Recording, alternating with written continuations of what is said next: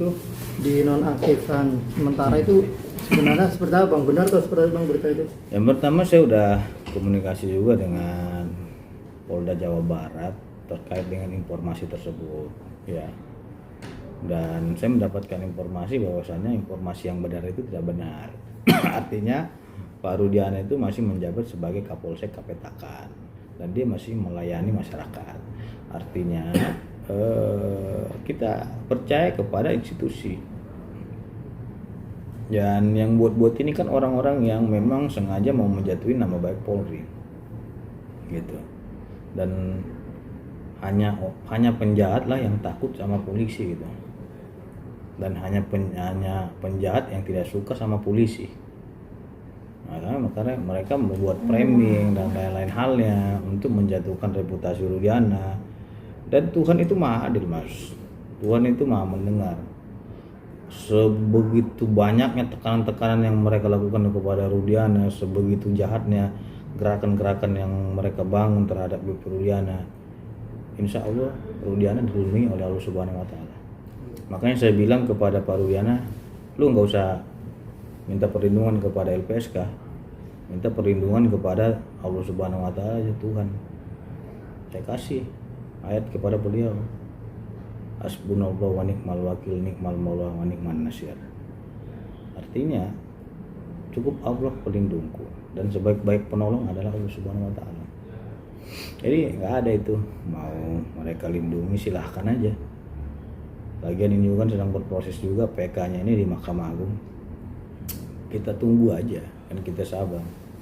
Oke. Dan Tapi kasus ini cukup mengancam posisinya gak sih bang? Posisi beliau sendiri di dalam kepolisian itu. kalau saya lihat beliau ini adalah orang yang takwa dan taat kepada keluarga, kepada agama dan kepada Islam serta kepada Allah Subhanahu Wa Taala. Artinya jabatan itu hanyalah titipan. Gak selamanya orang itu menjabat. Dan di dalam contohnya seumpamanya nanti beliau itu diberikan amanah baru, itu adalah bentuk penyegaran di institusi Polri, penyegaran struktural institusi. Itu hal biasa dilakukan gitu loh, bukan hal yang wah, apalagi beliau kan sudah lama juga menjabat. Saya kira masalah beliau dimutasi, dipindahkan ataupun hal lainnya, apabila nantinya itu dibutuhkan oleh instansi, ya beliau selalu siap menjalankan tugasnya gitu. Karena titipan itu hanya sementara, nggak selamanya.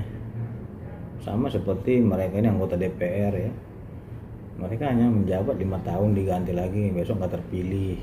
Jadi titipan yang maha kuasa itu hanya memberikan dia jabatan seperti itu gitu. Itu yang harus dia jaga.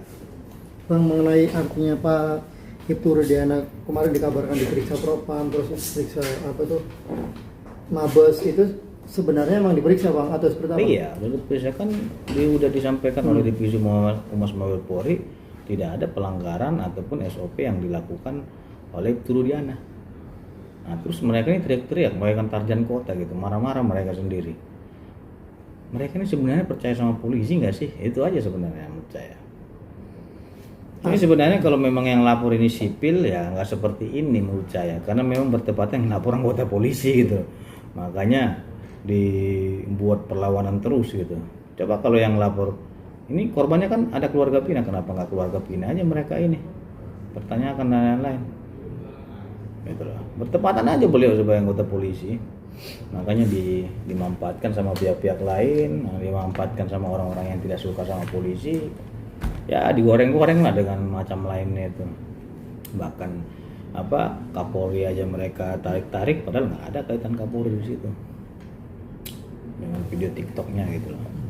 Bang, artinya ini yang menjadi keyakinan abang juga bahwa tidak ada tuh kesalahan Ibtu Rudiana dalam hal kasus Financer Boni ini bang. Itu yang semakin meyakinkan abang. Pertama beliau ini kan korban.